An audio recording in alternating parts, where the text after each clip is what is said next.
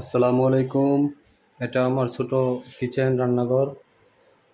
ছোট একটা ফ্রিজ, বড় একটা ফ্রিজ, গ্যাসের চুলা। এটা হলো টেবিল, বেসিন, গ্যাস সব এখানে আছে। আজকে রান্না হবে চিংড়ি,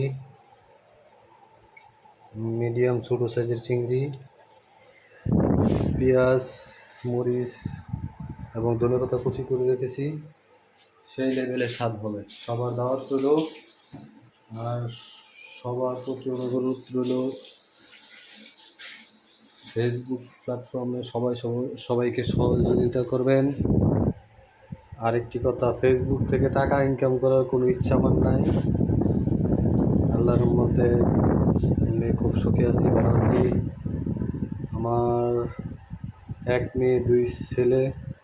আল্লাহর রহমতে খুব শান্তিতে আছি। আমি দুবাই প্রবাসী। সবার জন্য দোয়া রইল। সবাই ভালো থাকবেন। আসসালামু আলাইকুম।